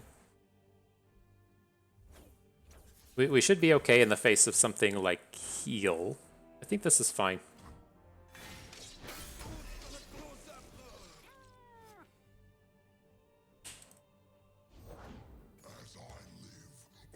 Brings in Renekton. Oh, it's because of the Howling Abyss. I was like, where does Renekton come from? Okay. Let's see. He doesn't have Challenger, so he's not as scary. Let's put... I think we just want to put the bonus on Gnar? Well, the idea here was that we were going to flip our Gnar by sending the Pokey Stick to the face. I think we probably still want to stick with that. So let's just go ahead and send it and see if anything interesting turns up. Open Hawk. It's a damage. Never blocking here, though. I mean, I guess we could. It does make our stance swap free after this. Yeah. Yeah, why not? Why not? There we go. Whew, get that nonsense out of here. Turns out we did have the tools needed to come back in that one. Whew.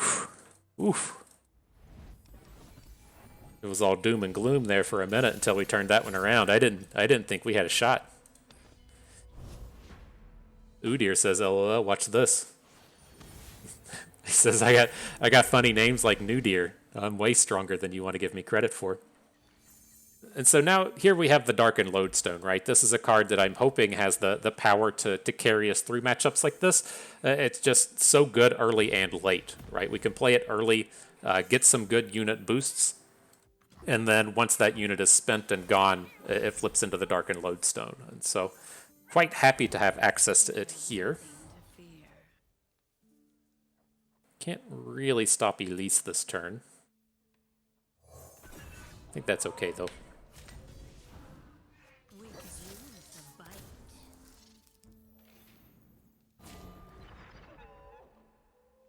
I'm leaning towards preventing this damage. We're going to be able to get the Broadwing up to 3 attack next turn, whether or not that's through the Lodestone or the Bird.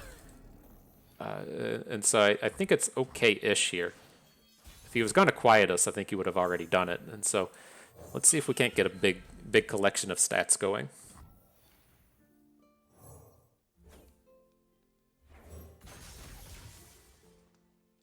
Here's where it looks a little bad, right? If he has the removal spell for the Bird now, and we don't get the bonus stats. All right, let's give it a go. It's got to have something here, right? Nope. Wrong? Wrong? Okay.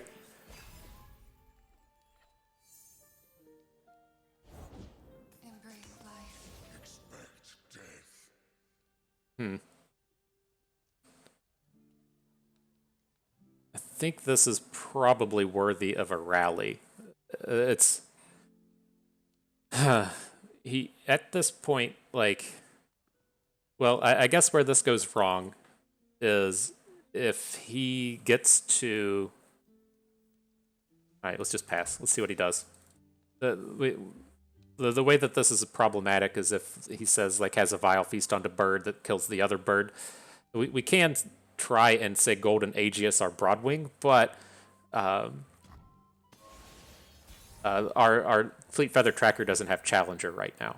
And so without it having Challenger, we would never be able to contest his Kindred, and we're just going to lose a bunch of units.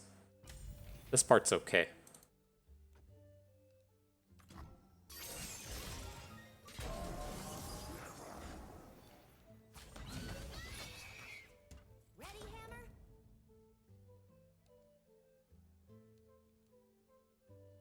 And were we? How much opportunity are we giving him by not just playing the other bird, right? If we play the other bird, it has some chance to get boosted into Poppy. Like, Kindred Elise, I feel like the biggest unit he's ever going to add to the board is a 3/3, and our Poppy's probably not at risk. Let's add bird just in case here. Like, I think we should, if he does something to interact with Poppy, then I think we should still be able to kill Kindred with the bird. Right? So we get a 4/3 bird, a 4/5 Poppy, and a 3/2 small bird. Okay. Ready, set, slam. That's fine. So we still lose our Poppy, but we got some good bonuses across the way. And then we can be set up for something next turn.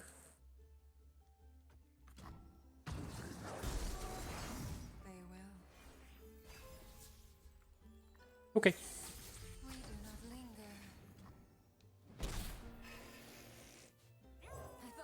Couple of options here as well. I don't intend to open. Oh, he's tapped out really low now.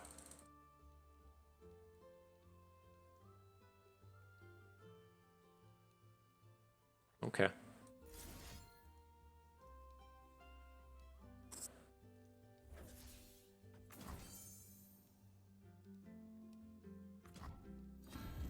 Lots of opportunity here.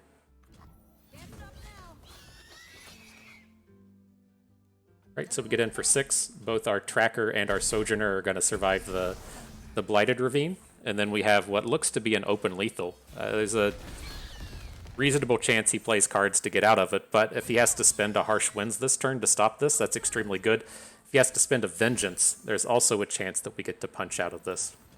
Got him. Rip it and roll it, dude. Oof. Get that anti-aggro shit out of here. There were some choices in there. I don't want to say that he spends all of his Fridays alone by himself playing chess after his friends asked him to come hang out, but maybe every other month or so. I can't get over that. That's one of my favorite references. Is just out there playing chess by yourself, huh? Your chess buddies say, "Hey man, you want to come hang out and play chess with us?" Nah, I'm just gonna play by myself. I'm the best in the world. That's how control deck players talk. So, come on, man, let's hang out and have some fun together. Nah. Just gonna play by myself because I'm the best in the world. Okay, so here, this is the same spot we ran into last time, right? I think we have to ban out the timelines. I'm fine with playing all of our decks into Ezreal Kennen. I don't want to play Ezreal Kennen because the deck's boring as fuck, but I think we can certainly beat it with all of our decks, and they all should be fairly geared up to being decent against it. Not amped about the Nasus Kindred matchup, but timelines is brutal for all of our decks, and so that's the one that we're going to go ahead and cut out. Then off to battle with Nudyr.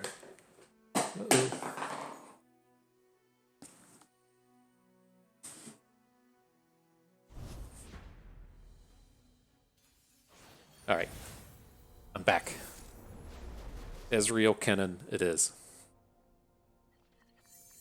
So what do we got? Well, looking for a challenger here in the early game. I'm not even opposed to getting rid of the Omen Hawk, but I think having this really nice early game curve is gonna pay dividends. And so we'll start with the Omen Hawk here, get a little bit of boosts along the way. He's never blocking with his Kennen, and then hopefully we'll be at least a little bit more ready to interact with his bros on the following attack.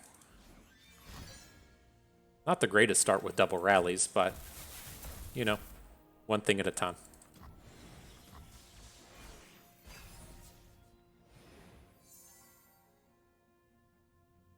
Omen Hawk Part 2.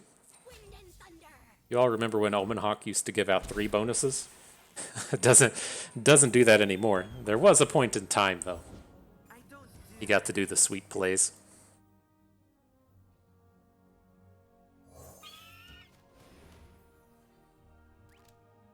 All right, gonna go ahead and drop the bird. It's a little scary for the bird now, right? They would have to thermogenic beam it to take it down, though. So definitely gonna be hooking in Kennen. I would assume that he'll have some kind of recall shenanigans to stop it, but it's nice to go ahead and just try and get it off of the board. Well, with Kennen gone, we'll move on to the Disciple.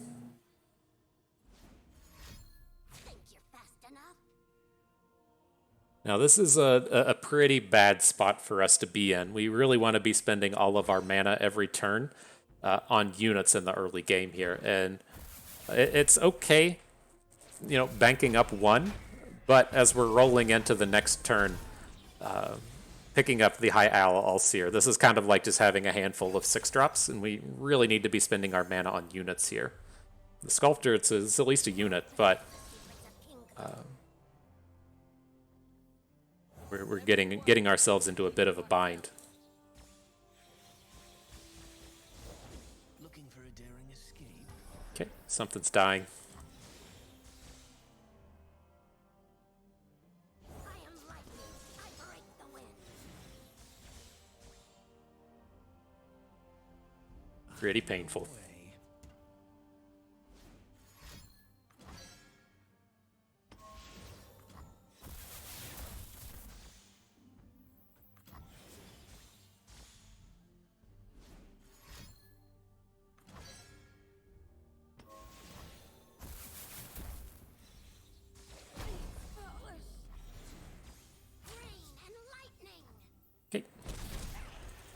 Alright, I'm not sure what you could service up here, deck. This is a space, like, against Ezreal Kennen, hitting things like Udyr in this space just are not good. So, it's all around pretty awkward. This would be a round where we would, like, what are we supposed to do here? We can. It's like as we roll into the next turn and say we want to play an all-seer, then we can't rally anymore. It's all around pretty painful. He's got, if we try and play a stance swap right now, he's just going to be able to lightning rush the unit down. Like this sucks quite a bit. I'm leaning towards just putting the stats onto our 2/2. Well, I guess we have the opportunity for this. I would assume he's probably just going to lightning rush out of it, but then we can safely play the stance swap afterwards. And maybe we can push a little bit harder after that, but by no means ideal.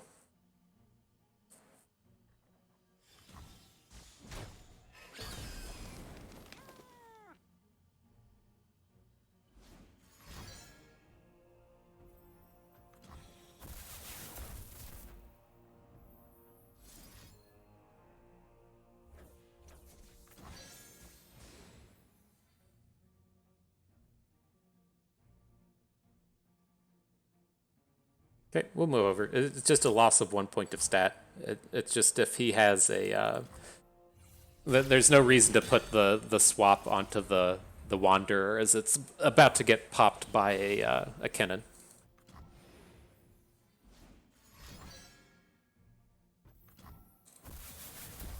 Painful, painful stuff.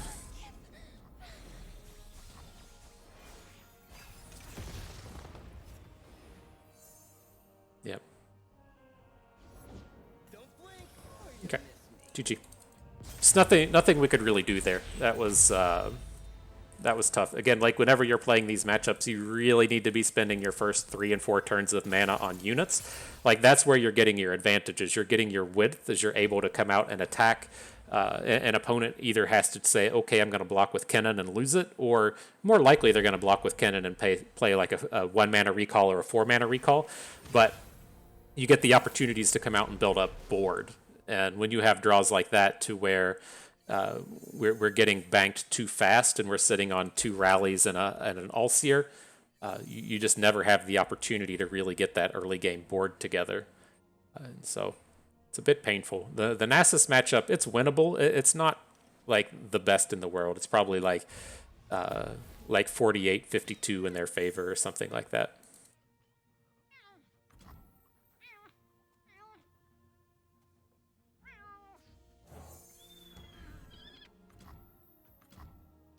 All right, though, friends, let's get these units on the board.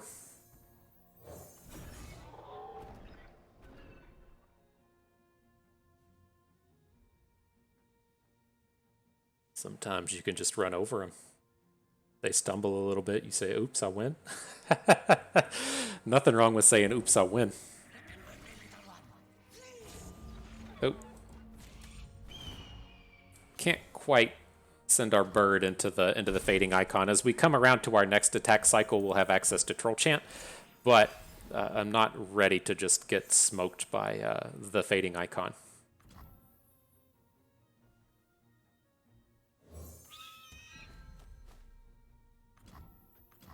Okay. Not yet, Gnar. Not yet.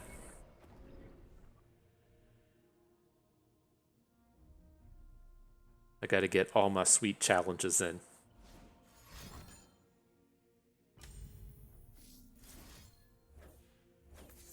That's probably enough to pull the trigger. He can still make like hate spike style plays here, but I think we'll have enough options across the board to make the Troll Chant worthwhile there.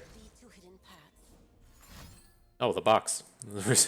We're running into more of these today. I guess it's not terrible. We're getting 2 for 1, but we still have strong attacks now.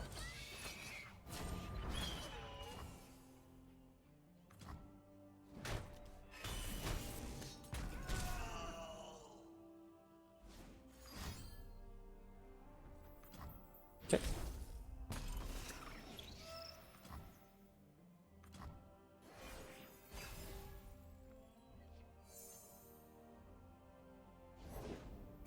And the Undying. So I would assume he picked up a Nasus at that point. I'd assume if you have a, if you pick up Kindred, you're probably ready to just drop it.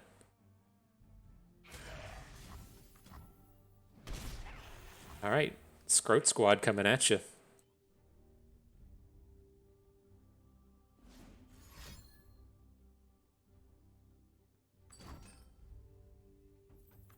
Okay.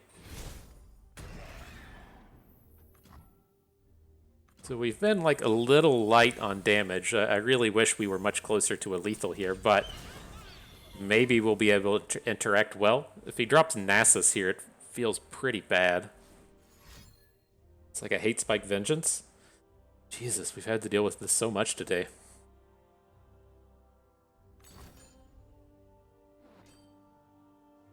Alright, well that wasn't as bad. We have a really big turn if he decides to just drop a Kindred now.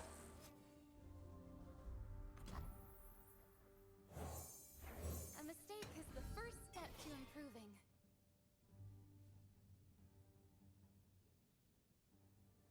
Uh-oh. The booms is about to come in, aren't they?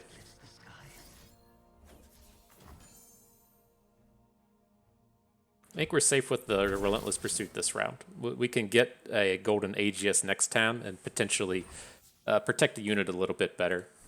What's next?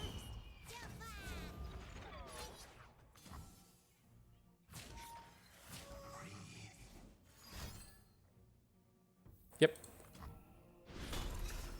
So now if his turn is spent like tapping out for Nasus, we're going to be in a pretty good spot. Especially with Gnar flipping.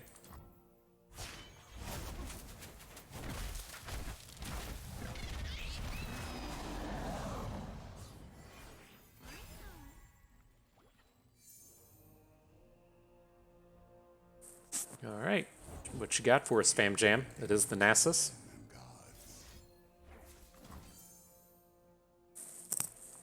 Well, I'm ready to block if you'll allow it. Not so much block. I prefer to just hook him out of combat. So we gotta try and get our lethal right here. Well, we got 12 on board. I think it. This is fine. We'll just take it.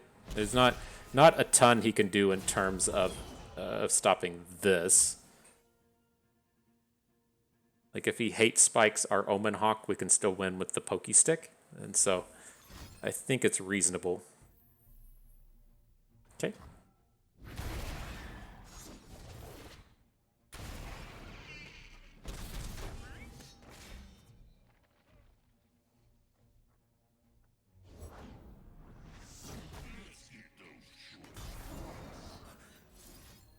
Where are you at? Deal 1 to everything else, please. Alright. Victory for Nudyr. Mark it. Alright. The final battle coming down to a game 3 against these stupid Nasus decks. I hate Kindred so much. I hope you all that were around for back when we played Expedition and just remember me bitching about Kindred all the time. Don't like it. So if they want to rotate out any champion, I'd be more than happy to see them rotate out Kindred. But I don't get to make up the rules, I guess.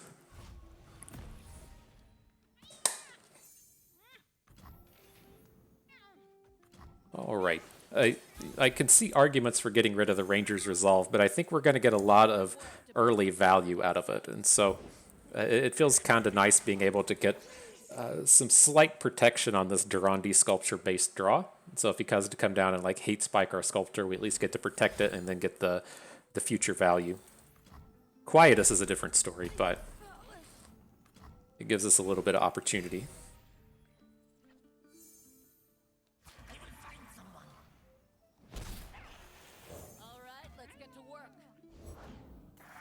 Okay, he's tapped out now, so we can drop the Blinding Assault. We'll take the open Scout attack into the Prey, and then we can make some decisions after that.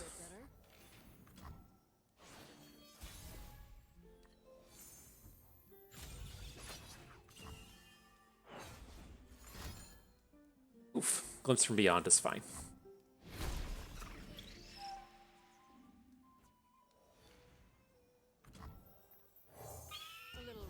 No more worries of the box this turn. Can put the whole squad down. Get a hook into the fading icon. That all seems nice. West Wind is fucking annoying, though. It's a giant shutdown on our board. Alright. Guess this Ranger's Resolve is not going to be doing what we wanted. Not quite.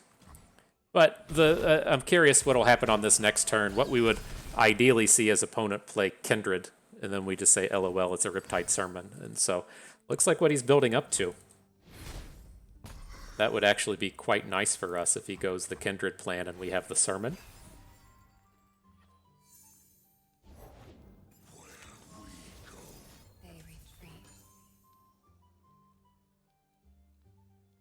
Can't wait on this guy to get nerfed. I guess Riptide Sermon would still get the job done here, but I'm ready for it. I'm ready for it to go.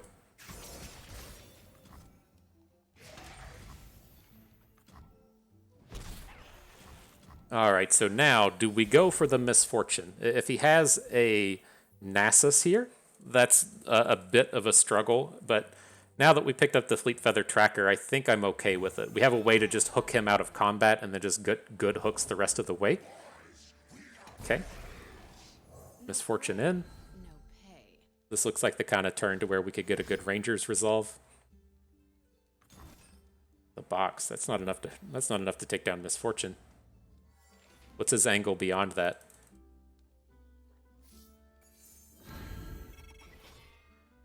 I don't like it. I don't like whatever he's up to. So we'll go ahead and drop the Ranger's Resolve.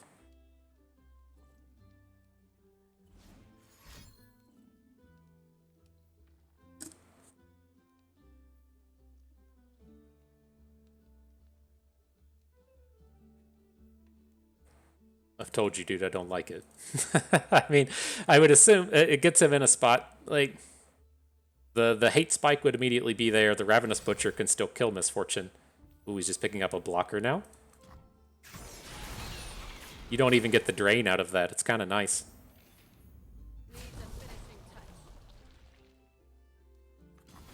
Okay.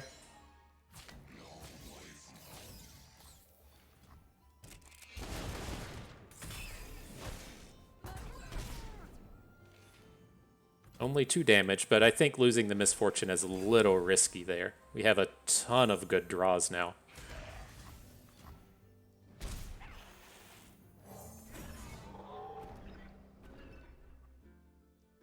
Interesting open. Alright. Ripperino for you, MF.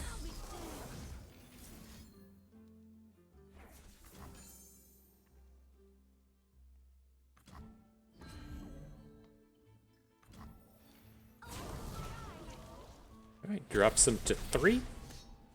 We're getting there. We're getting close. We might have done it, friends. We might have done it.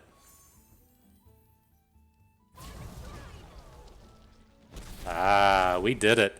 We did it. So how about that? People out here saying, oh, I'm going to beat FTP Bust with my stupid control lineups. And we say, no, not today. It will not be done.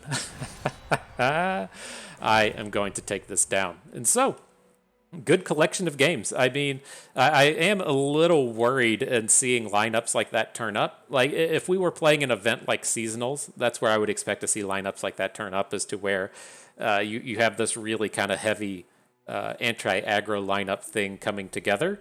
But those aren't lineups that are good against pirates, right? The Nasus deck gets murdered by pirates. The Nora decks get murdered by pirates. The Timelines decks get murdered by pirates. And so maybe that's the kind of idea that we're just going to ban pirates, and we kind of slid into a lot of bad matchups, but they're not bad enough to where we can't overcome. And so we certainly did that here today. And, you know, that's what the thing with these decks is, and why I think rotation is important, right? It doesn't matter what, like, flavor you're doing with these decks. They're all the same thing. And, like, how do you really get innovation in Demacia beyond, ooh, cool, I'm playing all the rallies, right? It's so challenging to find something more powerful than, hey, I'm just playing all the rallies. That it just has to has to dwarf out any kind of design space that Riot can put forth in Demacia, and so it has to be tough for them. People have to get tired of playing against this kind of thing. I don't mind it because I really like these decks, but I do accept that it has to be a place to potentially go. And so, with that out of the way, at least our lineups this week, the Nudyr was the big one, right? The Gnar Udyr deck. In terms of it, I think it was fine. I'm sure that these numbers can get tweaked just a little bit and be a little bit stronger and a little bit okay. The thing that with the lineups all this week was I wasn't amped about the Rangers resolves, and that might have just been a function of the decks that we played against. It might be a function of people starting to play more Quietus as their removal spell of choice.